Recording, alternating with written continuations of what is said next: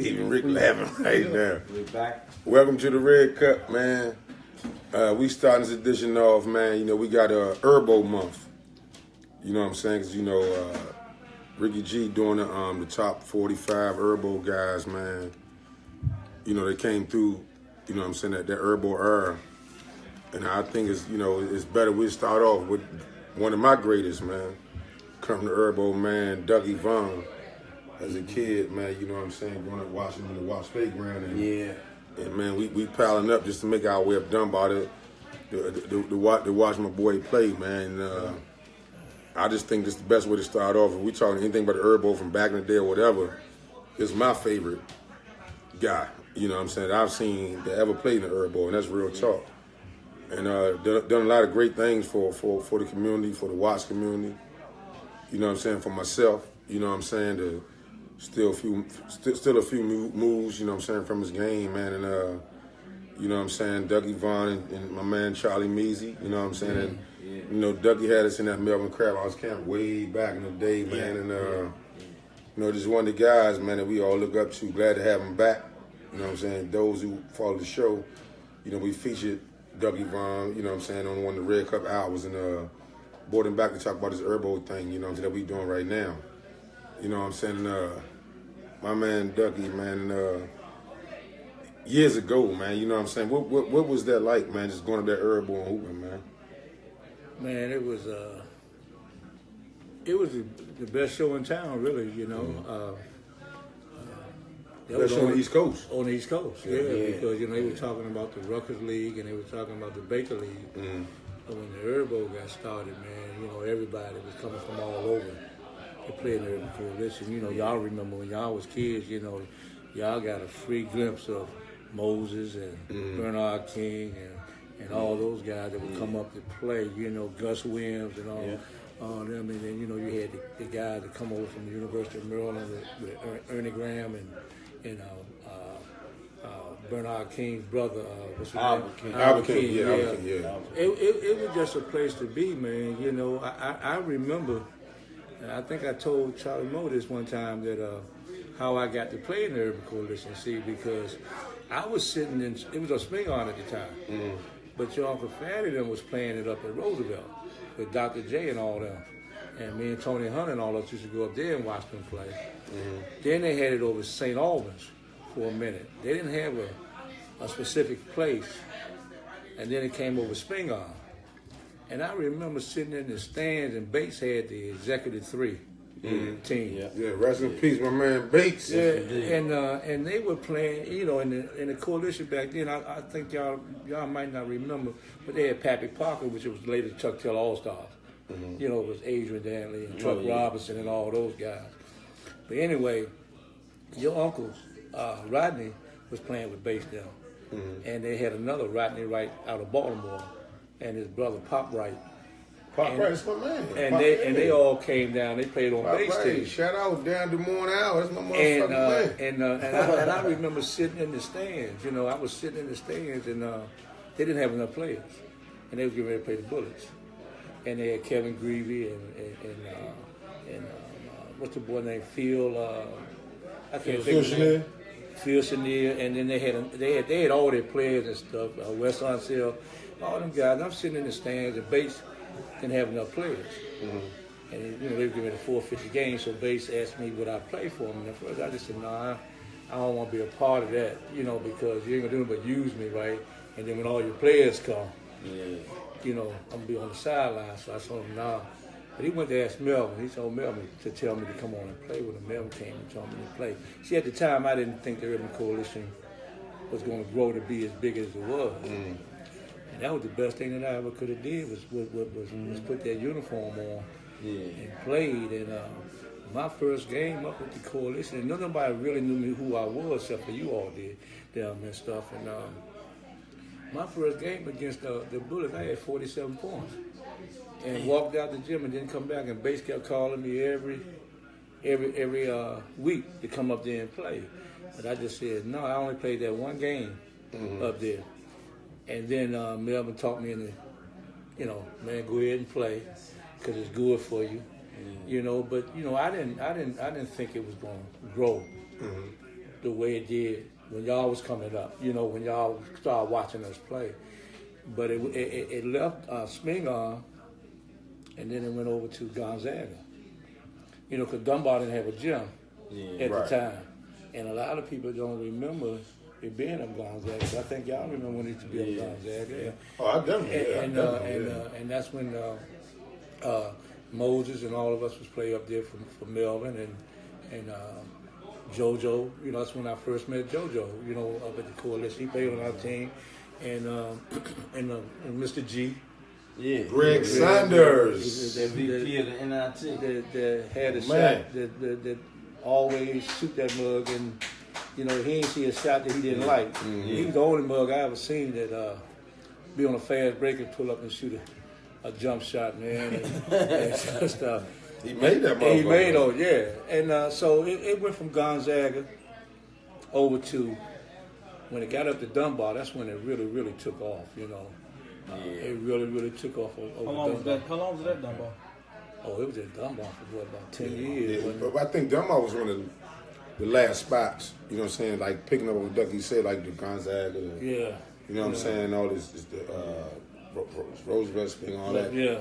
When Dunbar, when Wiggins and them moved out of Dunbar, I think that's when it went like, and it was good because you still had the Ducky Vaughns, the Bebe Dorns, all them guys that still were playing in their prime at the time. Yeah. For us young guys to go up there and get a chance to see them play. And that to me, that was like, man, that shit was like going up the cap center. Yeah, it was, you're right, because, you know, Georgetown had put, remember Patrick Ewing, and they're always freshmen. That freshman team with Anthony Jones and Patrick Ewing and Bill Martin. In 82, 82. And then, you know, on our team, you remember Melvin had Sleepy Floyd and me and Bebe and Gene Smith and the So you know, but it was Dunbar. It was just, and then when Baltimore got into it, when Baltimore started bringing that team down from Baltimore, and that's when you had that Baltimore DC thing going and stuff, and it just took off, man. And it was some of the best basketball that you ever wanted to play in, and it was some of the best basketball you probably wanted to see. No doubt. You know.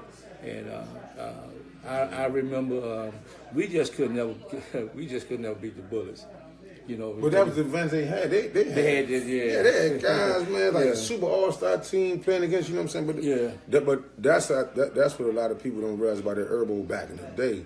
I mean, you got to think, man. You got to, you know, DC, the professional teams of Washington Bullets, and they putting their rookie free agent team in the summer league, man. You know what I'm saying? That's some real high class competitive shit for an NBA organization to say we gonna evaluate our guys up here. And it's a business move because they were also looking for talent. Right. You know what I'm saying? And when they put their team. Fan base. Exactly, and it jam-packed every day. I remember days when the Dudley Bradleys, you know, them was coming at joint, boom.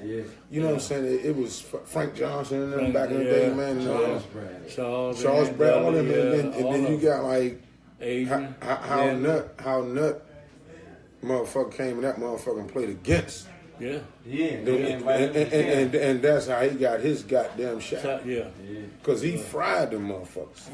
You know what I'm saying? 42 points. You know what I'm saying? I remember all that, man. You know what I'm saying? I mean, that's just crazy how that shit was like. But like you said, it was where everybody came. You know, I mean, even if they only came for the weekend, you know, they lace them up to come up there to play. Because you know, even Victor Kelly, them team. They had Gus Williams and his brother Ray Williams and all them on New York. They came down, and then, you know, like I said, Chuck Taylor team. You know, he had all the NBA players, Eddie Jordan and Dudley Bradley, Charles Bradley, Adrian Dantley, and all that. But the thing is that, you know, the competitiveness, you know, every night. And then you remember they had to switch it to move it to Friday night because it used to just be on Saturday and Sunday. A lot of people don't know that shit. So they switched it to Friday night. Snapper, keep the game tight, nigga. This is where I got it. This is where I learned it from my man Bernard Vaughan right here. Snapper. So we, you know, and then we had to perform because you know, it's like what y'all used to do. You know, when y'all lace them up, we lacing them up. And see, that's what's happening with the NCAA now, is that you take some kids like we do from Watts. You know, y'all from Watts. Y'all lace them up. Y'all didn't care. 5-star, 4-star, 3-star, you know, is what you do on the court. And then you see that's indicative of what was going on back then, is that when you was able to watch it, then you already knew what you was prepared for. You was getting prepared for it because you couldn't wait till your opportunity to get a chance to shine and something like that, you know. And it's all basketball, and that's what I tell people all the time. It's just who gets the breaks, far like making it to the pros. And you know, it's a real thin line of you know, of playing in a place like the Coalition and playing in the NBA. You know, and you realize that there's a definitive moment in your career that you say, man, I know I'm good. I can play this. Yeah. And see, that's what the Coalition did for me. That was the definitive moment. Once I got into that joint, hit that 40-something points the first time, I figured, I said, I can play with anybody. But see, I came from a small school. Yeah. Wasn't no WCAC school. I went to Dubai. Yeah. But you know, I grew up down Watts. But that's the mentality we had down there. Because like people like Fatty, you know, bring Dave Bing and all them down there, we watched them play, and they ain't put up with all that crying and all that old stuff. You know, you had to, you know, so that prepared us, being down Watts every day, and you know, that's what prepared us, because you remember, Curt and Charlie Moore, we used to come to Watts, and you couldn't even get it down that mud, man. And if you lose, you might well go home. And they ain't hooping like that no more. They ain't hooping like that, but see, that prepared you can't name your spot where they hooping like that. And I remember. I mean, I'm just saying, not just down Watts hooping like that. I'm just saying in general. Just in general in the city where guys that go to 3 and 4 different courts per day. Yeah, and that's the thing. I remember me and Carl Holmes and all us used to come out of Evans, right? And we used to leave Evans, come home, stop at Watts, and shoot with it down, and go home, change your clothes, and come back and play. Just see who's gonna shoot the first pick. Yeah, see who's gonna be the first pick and stuff like that. But you know, it prepared us, all of us, really, you know, for the opportunity when we got it. That's why it doesn't surprise me when we do good. And they say, you know, like, I heard about what you were doing, heard about what you was doing and stuff. It didn't surprise me because, see, you know, based on where y'all came from, y'all always been competitive. So when they tell me that y'all was busting people ass up in the Coalition and stuff like that, it didn't surprise me one bit. What was that the atmosphere like to you, man? Just going to everybody, you go there, motherfucker. No, I mean, the parking lot full. You know what I'm saying? Yeah. And, got that wound everywhere. Yeah, but for me, wound was everywhere that month. And for me though, see, for me, you know, it was almost like I was a superstar. You know, I got a chance to feel like. But see, the thing is, for me, that y'all might never knew. See, I always played for y'all. You know, because see, I wanted y'all to realize that no matter what, because we was all close. And you know, Melvin used to. Man, never be that bad. Fuck you, man. Never Crab. Shout out to Crab. What's up, Crab? Shantae. But all y'all, man. But you remember. Ducky is telling everybody thanks for the bag. But you remember though. You remember that. Oh see, yeah, because y'all used to be out. But you was getting that bag though. No, you know. You don't start this bullshit. Don't you start this bullshit. Charlie Moore didn't know about that bag down there in the Crab House. No bag. Shout out to my main man, the king of this shit, man. The king of this shit, like motherfucking Melvin Crab House, Big M, man. Yeah. Continue to rest in peace. Yeah. And that dude right there started. I'm told he made you feel like you're goddamn you in the league. Yeah. You know what I'm saying? You know, if it wasn't bad, and if it wasn't for him, because you remember when I used to come down the Crab House to play, you know, Melvin's famous little thing on the mic. You know, he used to go on the mic and he said, "What's his name?" And the crowd said, Ducky Vaughan. Yeah. Melvin started that, right? So it kind of like caught on. So when I got up the Coalition, and people didn't understand that. When Melvin brought a team up the Coalition, man, they had a love-hate relationship with Melvin. They were coming up there to watch him lose, but they coming up there to watch him win. But, you know, in between, though, but Melvin knew how to, you know, he knew how to commercialize that stuff, man. Melvin was good with that, man. Melvin was one of the best that ever did it. You know, I'm talking about as far as like promoting stuff, bringing to, and then the thing about it, Mark Cuban. we ain't have, we didn't have a bunch of superstars. We had Hank Johnson, remember? Hank, Hucklebuck, V.I. Smith. His father, Charlie Moe, Big Briggs, Big Tommy. You know, we didn't have we had Moses, Greg, and myself. But damn, them 3 superstars though. Yeah, Got but- Moses Malone, Yeah, but we had Greg Sanders. Yeah, but we didn't Ducky have. Vaughan. But see, it was funny because you know, Greg wasn't passing the ball to nobody. Yeah, you wasn't. Yeah, I was. You wasn't. No, I don't know why y'all trying to say that about me. Man. I just. Now, let me just explain this to you. You know, when I played with Rodney, now, I was the only one that can really shoot. Cause Rodney in cricket, you know, They couldn't shoot it. They couldn't shoot So it. you didn't pass. No, I didn't pass when I was playing with them because I didn't have to. Uh-huh. But I mean, that was a great team too.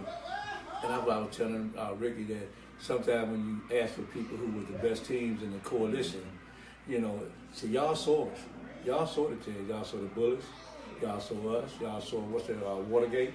All Stars. But you know, it's so funny you said that, right? I was gonna get on the best team ever in the coalition to me, from what I've seen. Y'all was like that. That's why that's not my best team.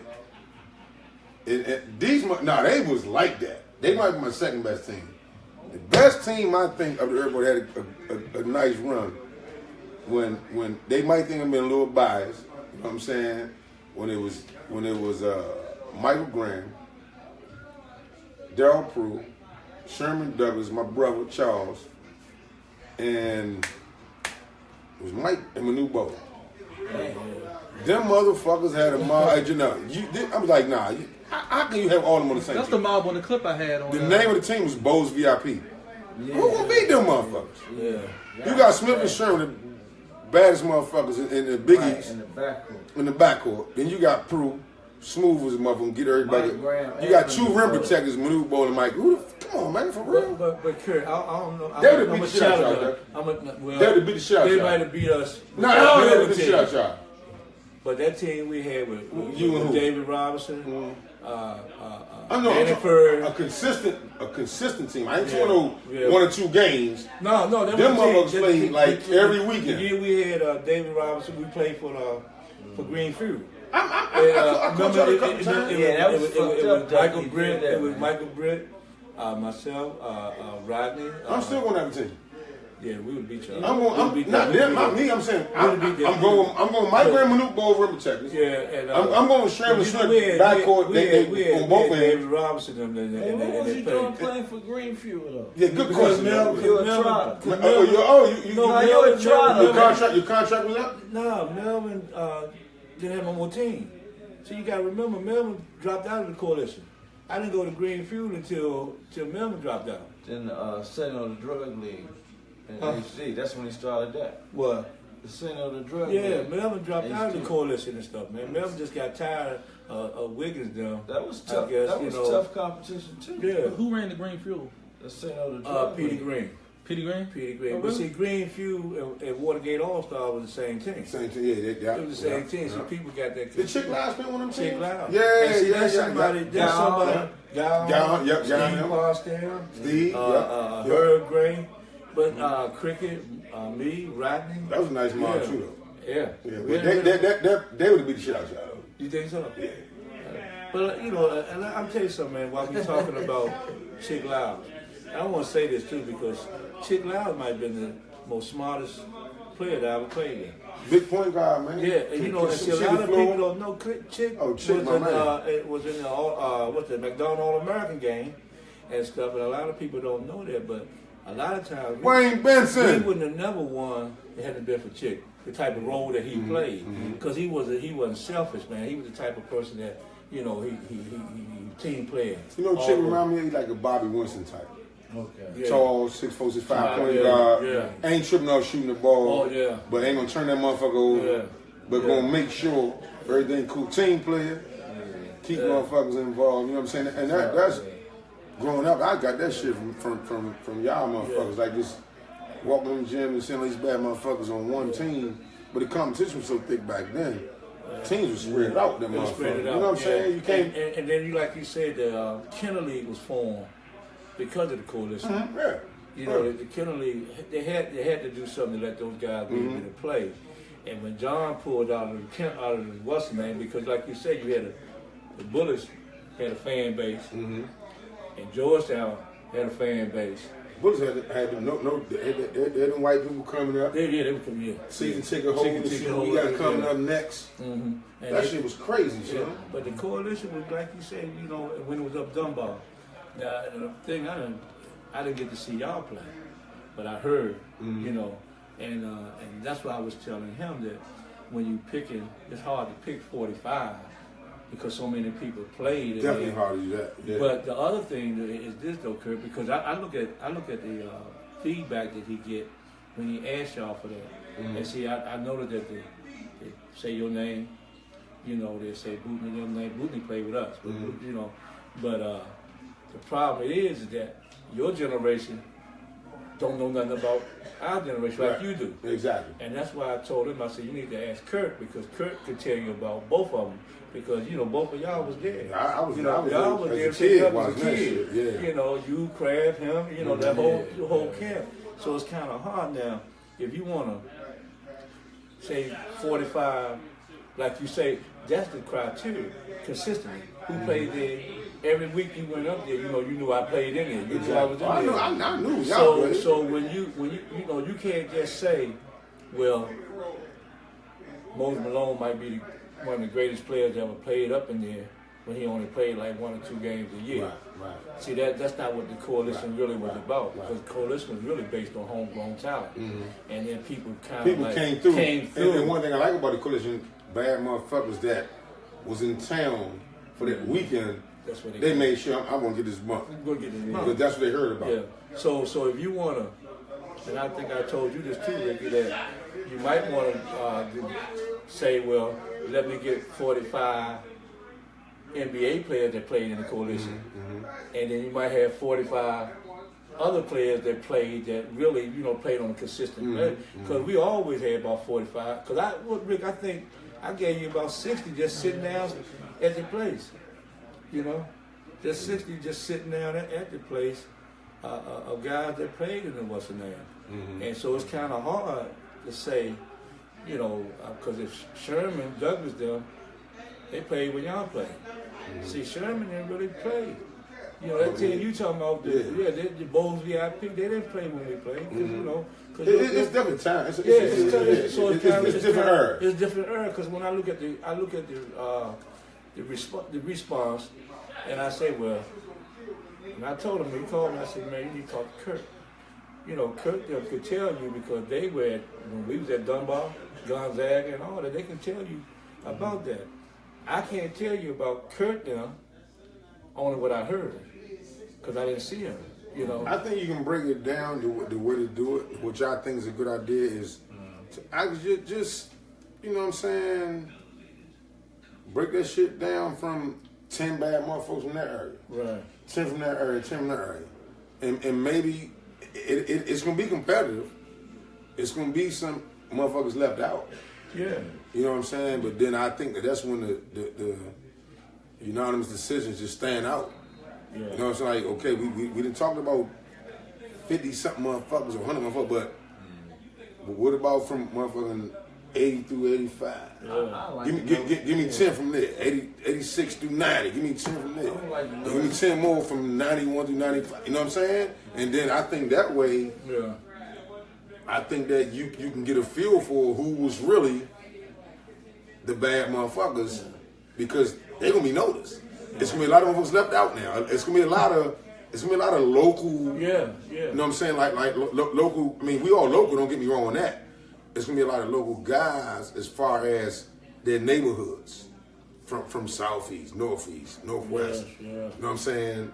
PG. It's gonna be a lot of them guys that's gonna be left out that who actually came to the game to actually see only them play. Yeah. Oh my man, son just played today. We gotta go up there.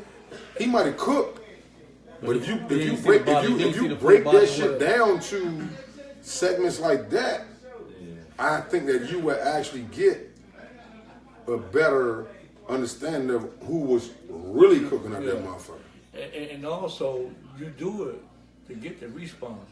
See, you good to start the conversation. Yeah. Because, you're not going to always, satisfy everybody. There's always going to, like you say, somebody going to be left out. Exactly. But the reason why you do this is because you want people calling in. You want people talking about, man, I think so-and-so, you left so. You want that. You definitely want that. Yeah, Because you know what, like me and Rick talk, me and Charlie talk, we can't remember all these motherfuckers. No. It's like to me, to me, I got a fucking argument right now. To me, I can say I can say Chris Phillips. Yeah. And he did work of that motherfucker, but a rocket mother, who you talking about? But at the same time, you wasn't there them 2 summers When he when that motherfucker was averaging 30s and 40s. Yeah. So you can look at it like that. Also, what I'm saying is, it has to be broken down. Now when you break it down, just break it down into years, like a few years, like 5 years, and that year, 5. You in that now. You don't get a rack of motherfuckers. That's gonna be like, it's a few automatics. Right. You know what I'm saying? And you got your automatics. Yeah. And just for me, my vote, this is my first automatic right here. I mean, because this motherfucker scoring machine. I mean, it was like, and he played consistently. Every summer, every boom, boom, boom. But what's the funniest part with this to me is, and me and Curt talk about this all the time, is we'll post something about the Herbo, right? We'll get 30 different stories about the Man, same. you a wild motherfucker. We'll get 30 different stories about the same game. Right. It's unbelievable. Yeah. As long as we making up shit. But here's the other thing too, Curt. And it's like, who would you go see Curt play if Moses Malone didn't want to play?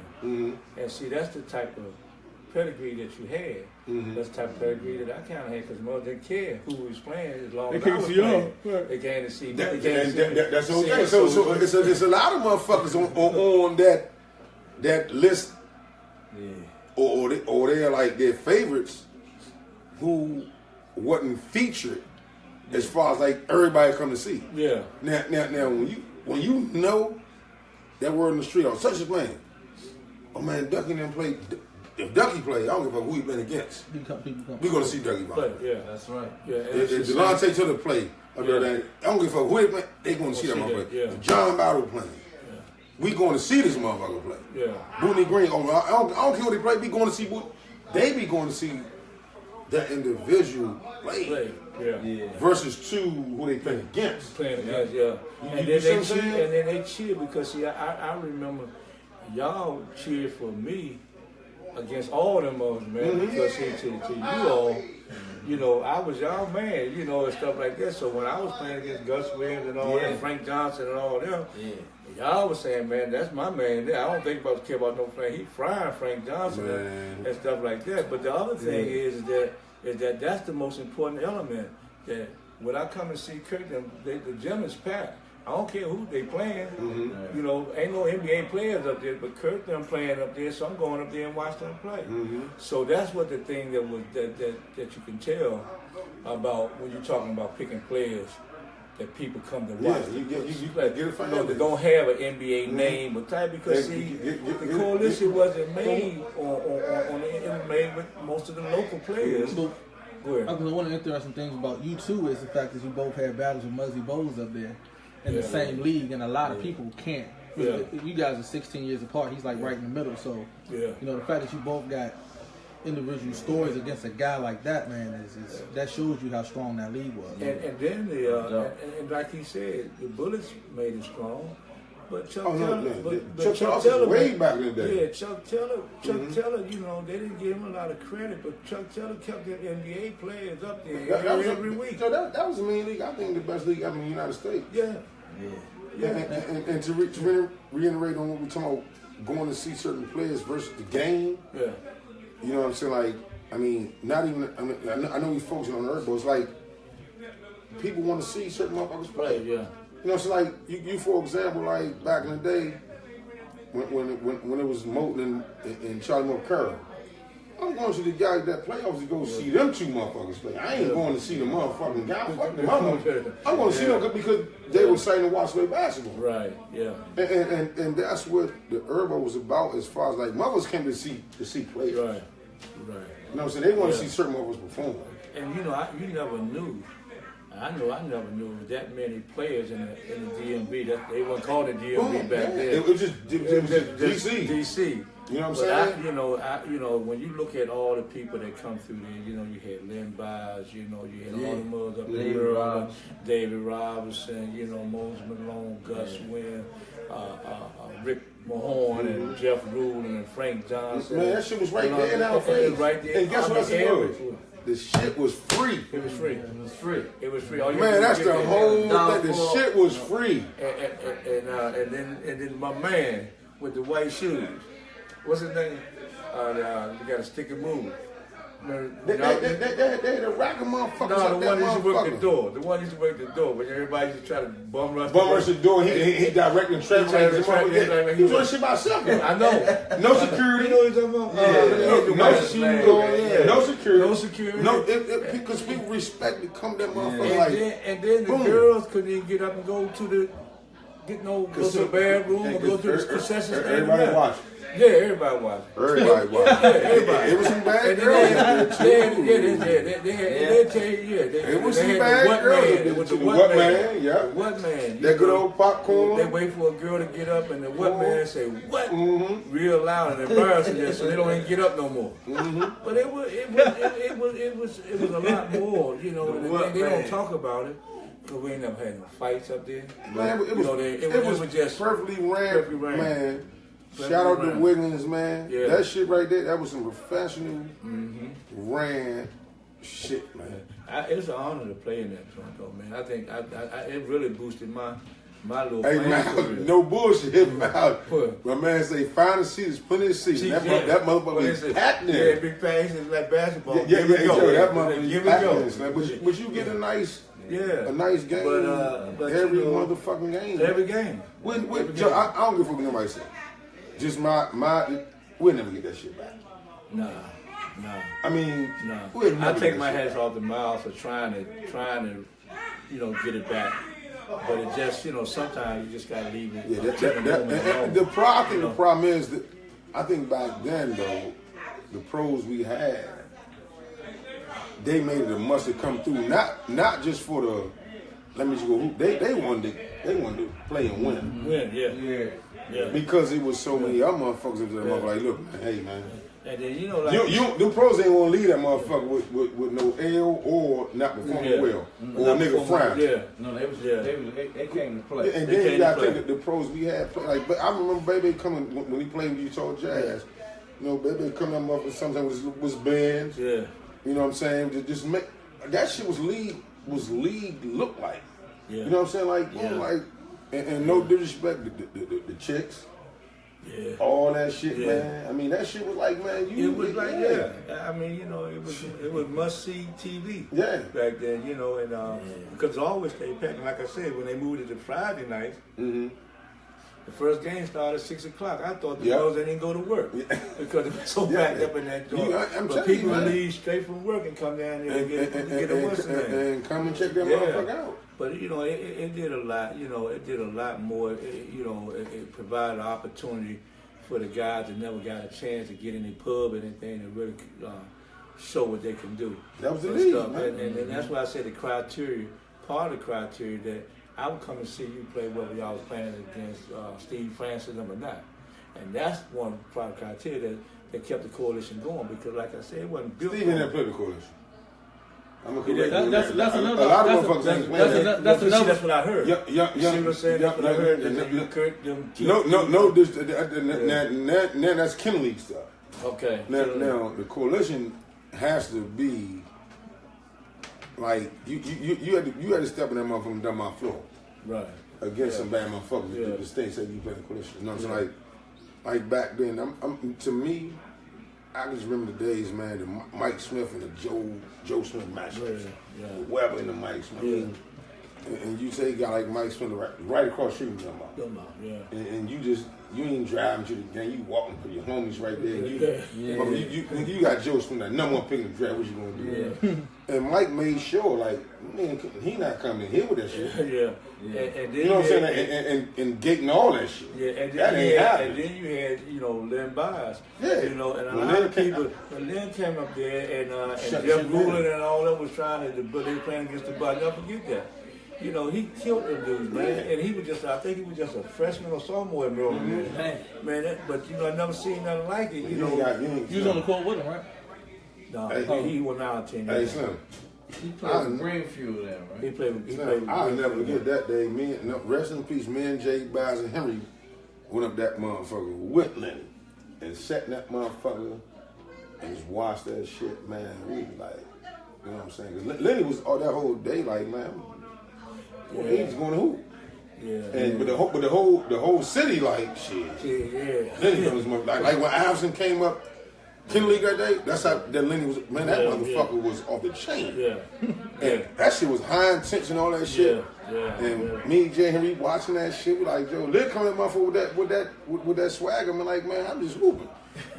He wasn't tripping. He was like that. He knew he was a household name in that motherfucker. Friday. Man, he like, I'm just coming to hoop.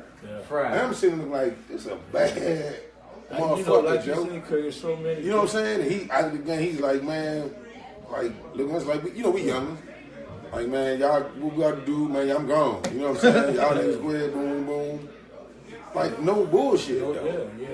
That shit was good, but I was already introduced that shit to that shit from y'all. Yeah.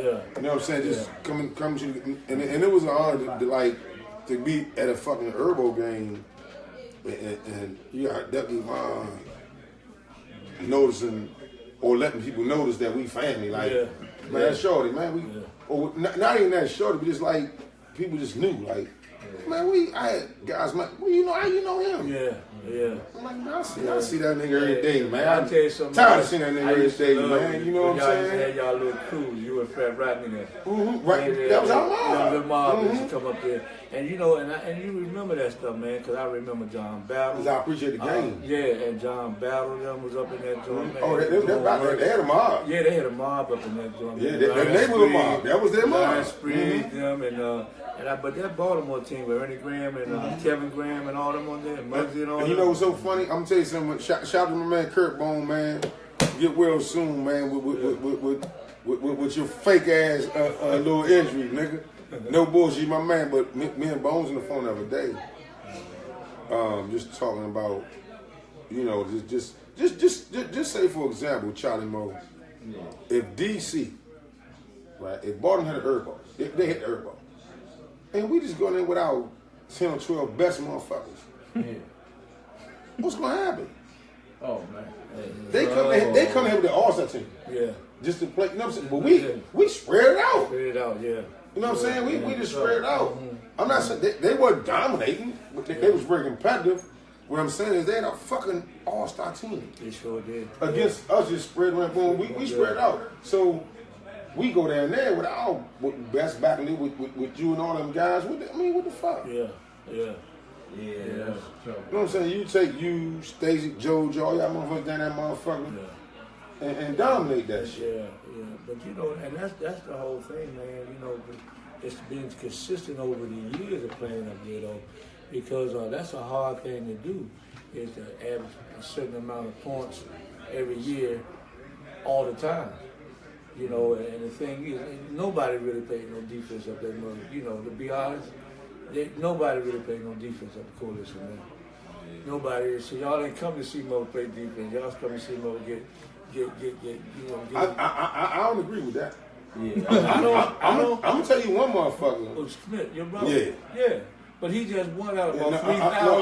I'm gonna give you a because story. that's what he. But that's what he do. Well, I'm gonna say this, Doug. I'm not going to actually agree with you on that. I just think it was. The games were so good. It wasn't like motherfuckers say you go and I go. Oh, yeah. When that shit got intense, motherfuckers was getting stops. Yeah. I'll give you a funny story. We the day John Battle had like 8 at the Herbo. So the very next day, which would be a Sunday, It was John Babin team against Bowes VIP. Sherman, my brother, Mike Graham, them. So we in the backyard just chilling. So we talking shit. We like, man, Smith battle gonna fry your motherfucker. That nigga went the fuck off. Like, y'all got me fucked up. That nigga ain't getting no motherfucking 78 on me. So we laughing, joking, you know what I'm saying? And that very next day, man, you know what I'm saying? And battle my man. Yeah. My man looked up battle of Shannon Street, Langland Park, and all that. Smith took that shit personally. And that shit ain't happening on me. Yeah. You know what I'm saying? So what I'm saying is matchups were matchups back in the day. Wasn't nobody just letting the motherfuckers score. Yeah. I'm talking about the motherfuckers that cared about winning. Yeah. The one team you right, because the one team that played defense was Bullets. See, they was trying to make a team. They were trying to make a team, Yeah. so they were kind of structured in what they were doing. But I just think that offensive talent was just so good that even if you was a good defensive player, it did come across. It didn't stand out It unless you was locking nigga up. Look, oh yeah. And then it's come out. Then it's come out. Muzzy played D up that motherfucker. Muzzy played D. See what I'm saying? That's why I can't really agree with that, I played that D. statement. Get the fuck out of here. You played what? I played D. I made a whole defensive team up there. Yeah, okay. Oh, at where? He said up where. He said up where. Well, according to what you said, don't nobody make them. Your office allowed you to play. Allowed you to make But all but you know, like you said though, Curt, but you had to step your game up. Because one thing I love about DC, and I played in the Baker League. Because and I had a first-hand experience of which one was the better league. And Urban Coalition, because when I was coming up, that's all they was talking about was the Ruckus and the Baker League. This was before the Coalition. Yeah. But when I got up to the Baker League, me and JoJo and all us went up there. We used to go up there on Tuesday nights.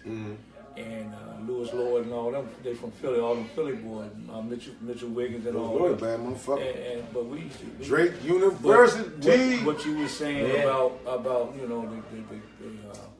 going out of town. So we were going to Philadelphia, and we was representing, and we lost the championship to Lewis Lloyd there by 1 point. Lewis Lloyd, bad motherfucker. He's bad. He's bad. Let me ask you a question. You think you and Stacey Rouse could beat me and Lewis Lloyd 2-2? Yeah. Who was you gonna check? I'm gonna check you. Who's you gonna check? You? Yeah. He said, who you going to Who check? you gonna check? That's Yeah, Ducky. Oh, forget that. What about y'all two playing one-on-one? He know better. He ain't crazy. He probably get me now. Quack, quack. He get me now. No, I couldn't. Quack, But see, quack. the thing is that The only thing I did was learn from that motherfucker. I couldn't get that motherfucker. Got Herbo say Ducky Vaughan. Quack, quack. But you Kenny Wiggins. Because like you say, and I never forget this. I remember one time when you remember when Mike, your Uncle Mike was going to Delaware State with Jodine. So Mike was a bad motherfucker. Jodine had me coach there because he was gonna take me with him to be his assistant coach. So I couldn't play in the coalition. The rules. You couldn't be around. You couldn't be But around. Jodine didn't want me playing right against him and stuff like that. So what I did, I played with Chuck Taylor All-Star. And I was sitting on the bench. I don't think y'all remember this, but I was sitting on the bench and no one put me in the game. They got Eddie Jordan, Adrian Danley, Dudley Bradley, Gerald Henderson, and all them. What's the Bailey boy that went to Rutgers? The Rutgers, the boy, James Bailey, Hollis Copeland, and all them on the team. So Adrian Danley, and Adrian says, man, you got to put Ducky in the game, man. And he said, man, they ain't what they come to see, man. This is what Chuck Taylor said. That's why he called us Chuck Taylor All-Star, because he got all the NBA players. And I said, man, this nigga must be crazy. So people was hollering, put me in the game, put me in the game. They couldn't understand it.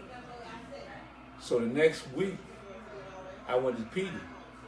Melvin didn't have a team anyway, and I said, Petey, man, can I play in this game? Won't play no other game. Let me play. They're gonna play Chuck Taylor All Stars, because you know you can switch around.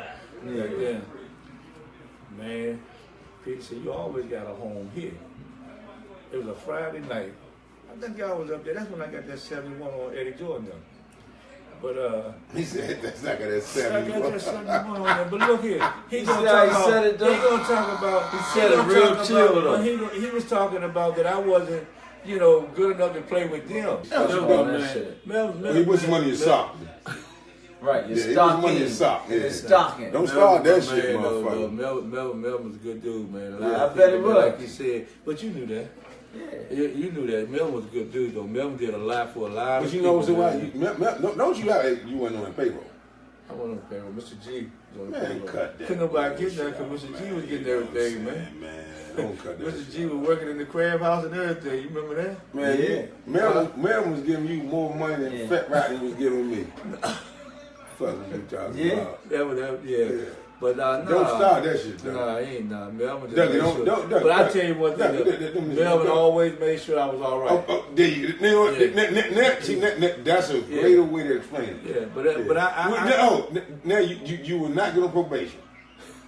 You will not get on probation with that. But I give all I give. You know what I'm saying? Everything, Shout out to everything Latino. that I became in reference to that basketball was because of Melvin. Because Melvin, even when we went up to coalition, Melvin didn't care who we had on the team. You know that he wasn't put nobody in front of me and stuff no like doubt. that. So he Nah, always gave me, and see that's why I always was like that towards y'all. Because see, I just felt like that, where we come from. He gave me an opportunity. I remember one time when World Be Free came to play, and John Lucas and stuff, and Melvin. And so when they went, I said, "Man, you ain't gonna start." And man, Melvin come out there and said, "Man, you started, man." He said, "Man, I don't care about them because they're gonna be gone next week." And stuff like that. They on you But with he that. built my confidence up so much, man, that it helped me. That when the coalition came around, because see, we was only playing in the outdoor tournament then. Melvin was playing at the coalition then. And then when Melvin got that team up in the coalition, that's when everything kind of like changed because people started flocking. Because he already had Wilson locked down. Then he had the outdoor tournament locked down. But he had that coalition locked down too because everybody came to see Big M Charlie. And I think we the only Bama's up there with uniform, bro. Yep. And a full uniform. Little ass Full uniform. Little ass short. Pull up in that motherfucking Cadillac. Yeah, with the big With that house phone. I had them, y'all food. uniforms look like the Paul old joint. with the stars on it. Yeah. Yeah, with the stars. And Mr. G was frying. Yeah, Mr. G was bad boy. Man, good morning, Mr. G. Essie Hollis. S.A. Hollis. Yeah. Yeah, but Safe everything boundaries. everything I became People sleep on Essie, man. He was nice. Yeah, Essie was man. nice. Essie was nice. Yeah. So, but I'm glad, we was able to kick it. I mean, great talent that came to that urban coalition, man. Some people, some great talent, man. And Who was your toughest matchup, though, man? Great question. Toughest matchup. well, it wasn't Muggsy. It was a little dude that played with Muggsy. In the back of the little Dawson. The little Dawson. That little motherfucker was bad. Yeah. Now, and you know, so, Joe, there's so many motherfuckers that we all crossed paths with as far as basketball. We couldn't remember the name, but they was some bad motherfuckers. Yeah. That little motherfucker that played with Muggsy. Yeah. Back when y'all was playing, Yeah. I could not think that motherfucker I name. can't think He his was a name problem. either. Yeah, he was a problem. He was a problem. He was a a problem. problem. Yeah. He could play. But see, that's the whole thing. You got these guys that nobody never heard of, and then when you get them out there, you see they got a little game. But see, you respect the game, and that's why I was telling you that you asked me the question about when people always say you didn't make it. You know what I'm saying? And but see, that has nothing to do with your career. I'm not talking about you. I'm talking in general. Because I'm just saying. Yeah, I always say that. And the thing is, because when you look back over your career, you had most sit in the stand. And the thing I love about DC basketball, see, you can't play up the coalition and be no trash. They're going to let you know. See, that's one thing I loved about the coalition. They're going to call you out. And if you can play, they're going to let you know you can play. If you can't play, they're gonna let you know that too. Fuck yeah. JD. Yeah. So it's I think the one regret that I had, I didn't get a chance to see. No, that wasn't Ernie Hall, Qua. He too young for Ducky Vaughan, champ. It wasn't Ernie Hall, Qua. Not Ernie Hall. Not Ernie Hall. Yeah. Yeah, that's the only. See regret. Wiz. That's the only regret that I have is My man Dirk not Lewis, being able to man. see y'all- Shot blocker. See y'all Lewis. The Lewis brothers. Yes, indeed. Yeah, they Carolines, played for me. baby. They played for me on base team. The Lewis brothers, them shot blocking motherfuckers, boy. Charlie Farber, Shot little Charlie blocking Farber. motherfuckers. That was my squad though. Leonard DeBella, Kevin Scarborough, Kenny Sanders, Danny Furr, the two Dirk Lewis and his brother, and Frank Ross. Dang. Yeah, we won the whole thing. I bet you did. We won the whole thing. Yeah, who gonna fucking get you the rim and lay it up on Sad and Dirk Lewis? They blocking that shit. Yeah, that was Mr. Bates. Mr. Bates was good at putting them guys together. Yeah, though, Mr. man. Bates had that bag. Yeah, he had that bag. He used to get them tennis shoes. Yeah, them tennis- yeah. Nice Yeah. free I box. tell you, remember Bates used to come down Washington and pop that motherfucking car. Andre McLeod, he popped that truck. He, get what you want. Get what you want. Yeah, Him and Day in them. That's Get another what you bag, want, man, that came out of our neighborhood that we don't, Andre Andre McLeod. McLeod. Yeah, Andre McLeod. He's No bullshit. Yeah. See, Oh, fundamentally sound bad, motherfucker. But you gotta think that was all your shit. Yeah, The shit because that you had us doing. Yeah, worked because the camp. he Yeah, worked the that's camp. what I'm saying, yeah. Who was the Helmet State? Sonny, them. That was the shit that you was installing and all us back then. Yeah, but that was, to make all of us fundamental. and that was, and like you say, man, they don't do that no more. You know, it's just all about money now. So you know, no doubt. If you think back to the camp, the Americans, man, we can be all day naming motherfuckers that came to the camp like, I know. but probably didn't play high school ball or college. You know what I'm saying? Yeah. But there was some bad motherfuckers. Yeah. You know what I'm saying? Like my cousin Lawrence. Yeah. And what's the Lefty name? Lefty what's Lump the was a man bad name? motherfucker. What's the one that passed away? From 58th Street. Randy. Randy? Randy lost from up in the backcourt. That was it, Yeah, Randy. Them motherfuckers who walked in them up every day together Yeah. and was frying like a motherfucker, Joe. And so that was, that's where it all started at, though, But that was the motherfucking fundamental sound camp that you threw, man. Yeah. You know what I'm saying? Like and just go back from after Melvin's going back there and watching playing. Me and we younger. We playing this motherfucking Wayne missing the league. They ain't let us get across half court. Yeah. They fouling, but guess what? We was ready for that shit, though. That's what got us ready for that shit. Yeah. And like you said, I think the turning point was that year when I had little Sonny and Mike. And Mike and all them down Melvin. Yeah, playing against them old motherfuckers. Playing against UDC. Yeah. Had Earl Jones and all, and just the toughness. We had Michael Best and Donnell Swinton and all. Yeah, but all them dudes played up the college. I remember what's his name played for the one that died and went to Mackin. What's his name? Went to Boston College. Dominic Presley. He was a tough matchup too. He was a tough matchup too. Yeah, he was tough too. When you think about all the guys and the thing like Peanut, Nut and the rest of them, So it was great playing in the college. That's the best thing that ever happened for me. And that's what I'm saying, man. And keep the one thing about the coalition. I said we going 4 weeks straight, man, with this coalition greats, man, and it was a no-brainer to start it off with Ducky Vaughan. To be honest with you, you know what I'm saying. And this is a question that we have to ask to each coalition guest, man. Like, do you think it'll ever get back to back in the day, and why? First of all, different type of players now, and then you don't have those type of players no more. Mm-hmm. You like you say, it started from the playground, and then you got to look at all these other things, entities that's involved, like all these shoe companies and all this stuff that's going around. And Mateen Cleaves just turned it over. You call him Sorry, Rick. But I don't think it'll ever get back to like it was at Dunbar, because back then, those guys didn't. they honor their contracts. But see now, more importantly, they don't, they're making so much money now that they don't look at it like So, do you think that's the absolute reason why? They're just part of the reason why. It ain't an organization and stuff. But see, and then Curt, then who you gonna go watch? See, you basically don't even want to watch half the people. Exactly. In I know. high school. I totally agree. Because the only thing I'm pinpointing on is just the love of the game for one.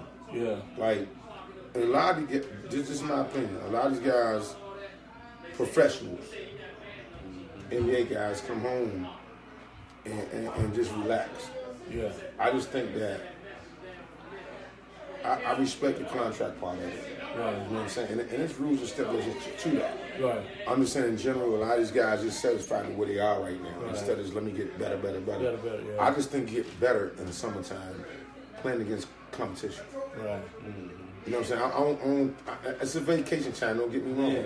Yeah. I just think that you don't just bullshit around in summer. Right. Yeah, work on your craft. Yeah, and that's why I think that's why KD is where he at right now, because that motherfucker come right home to the league. In some sense, he playing any motherfucker. Yeah. And it shows. That shit shows, man. I saw a statement that he made, the difference between him and LeBron James. You see that statement that he made? He said the difference between him and LeBron James, because LeBron James spent a lot of time working on his body. He said, I don't do that. He said, I work on my game. He said, I work on my game. He said, I spend more time. I think that's why he's so good, though. Yeah.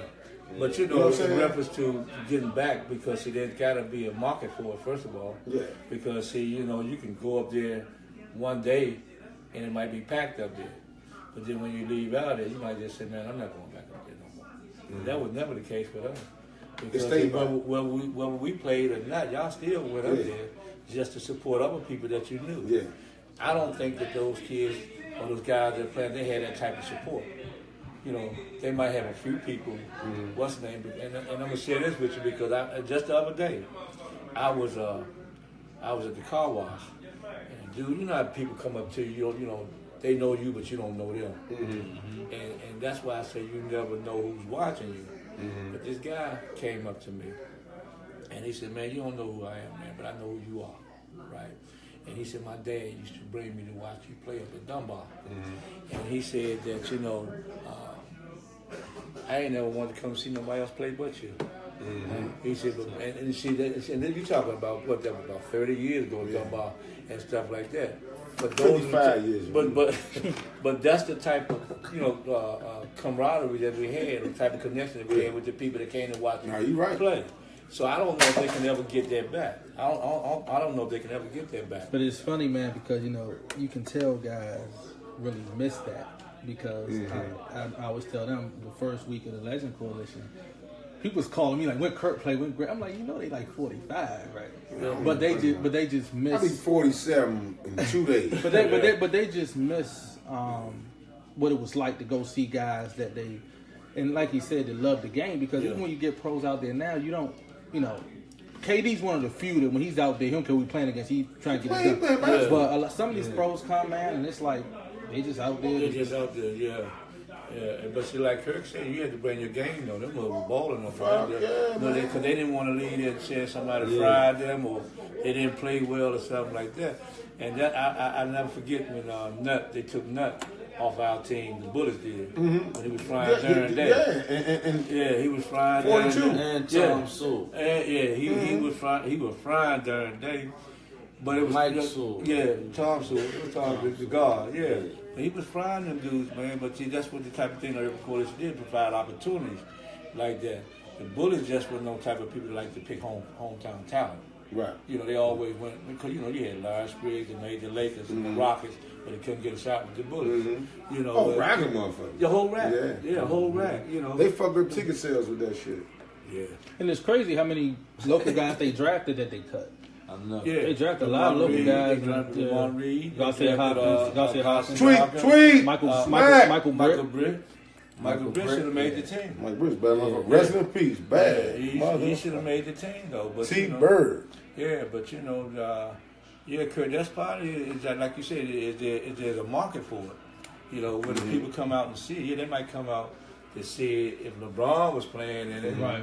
You know, but LeBron might play in it, but that'd be one time. But like you said, Kevin gonna play in it consistently. Yeah. And that's why when you trying to pick the coalition legends and stuff like that, you gotta pick them based on consistency. You know, not because they played 2 times in 1 year, 2 times a year. You know, guys that have played, you know, just about every year. Because like I said, it wasn't built on NBA players at first. It was just built on getting a local guy a chance to showcase their talent. Yeah. That's what that thing just blew. I don't think Wiggins thought it was gonna blow up like No, that. he didn't. But one thing I think Wiggs and them did, man, they did a great job, man. They just putting that shit together and keeping it consistent and making that shit professional. And just having like we're in the league by ourselves, man. And then, like you said, the most important thing was free. But still, now here's the other thing. Even if they had to pay $5 to get in, it probably still would have been packed back then. Yeah, because you know, and guess what? That was still a cheap price. Yeah, for what you're going to see, the time you're going to see. Yeah, you know what I'm saying. You watch 2 or 3 games for $5. Yeah, I think that from anybody that era from back in the day, the Herbo, I think that when you can talk about it and you know you experienced it, I think it exposed the shit that's going on right now. How people's trying to make money. Yeah, you know what I'm saying. Your pros right there in your face. And you ain't paid a fucking dime to see these motherfuckers. Yeah. Nowadays, like motherfuckers throwing games and $25, $30. But no, not when you go in the gym and watch about a rack of pros for free. You see that motherfucker's children just in there. free of goddamn child. And I think that when y'all was younger, and not only that though, Ducky, they were competitive. They was bumping. It wasn't no just for the it's a celebrity game. It was hooping. You know what I'm saying? It was hooping. It's like, oh my fuck on a celebrity game shit. That shit was free. They was hooping. You know what I'm saying? I don't think, and I'm like you, Dougie, I don't think we'll never get that shit. No, never get that. Miles tried. He tried, and it was good. It was good for as long as it lasted. But see, you know, nothing is really good until you can get some consistency out of it. You know. Yeah, on a consistent level, I definitely agree with you that. Now, it's a difference. And no, all the way. Miles tried hard as shit. He did. You know what I'm saying? I'm just saying in general, it's hard to travel the guys that we got leading us on right now. These pros don't make it easy for motherfuckers that's trying to bring something back. Because you got to deal with these motherfuckers. Oh, he ain't coming back. So like I said, I mean, Miles had conversation. I'm like, man, fuck them niggas. Right. Yeah. You know what I'm saying? And I'm not saying he's probably saying the same thing that I'm saying. I'm just saying like, fuck that shit. These motherfuckers like that, okay, boom. I can be waiting these motherfuckers to call back, they gonna show up. Nah, you gotta think back then, you and also think about this. Who the fuck can we call? It wasn't no phones back then. Niggas wanted who? You know what I'm saying? And you know what I'm saying? Word got around. But then, you know, you got people thinking that we hating, but at the same time, man, and word got around. The word played four. The word got around, man. It's up there at 345. Yeah, and then you had so many people that come up there to try to get on a team to play. Yeah. You know that didn't get a chance to play. They just but I just realized that how much talent was in this area, man. I didn't know it was just that much talent. I ain't talking about the NBA players. I'm talking about just the guys that can flat out really, really play and stuff, man. So but no, I don't think we'll ever get that back, man. So. Mr. Brooks. Yeah, we gonna close out though, man. Like I said, this month we just doing all bad Herbo dudes, man. We started with a point guard. We started with the favorite, man. We started with the favorite, man. We'll be back next week with something, you know what I'm saying, and come back. But man, like I said, man, like all due respect to everybody, man. Thanks for the viewers, man. We'll see y'all next week. Yes, indeed. With another Herbo bad motherfucker. You know what I'm saying? I just with you motherfucker, I'm gonna fry your ass, man. Man, you ain't got nothing to come. I done beat your whole family. I done told you. I done whipped your whole family, man. God damn. I wanna be Dude, this my motherfucking man right here. Yeah, I done This beat is your the whole red This cup, is my man. man right here. Red cup once That's again. that red come once again, man. We gonna see y'all next week. Yeah. No bullshit. Herbal month. We about to get them brownies, Jeff. So herbal month. Yeah, Herbal Month. Earl Davis, get at me, you bullshit, man. You and that. Stop that bullshit, Earl. Holler at me. We'll see y'all. Peace.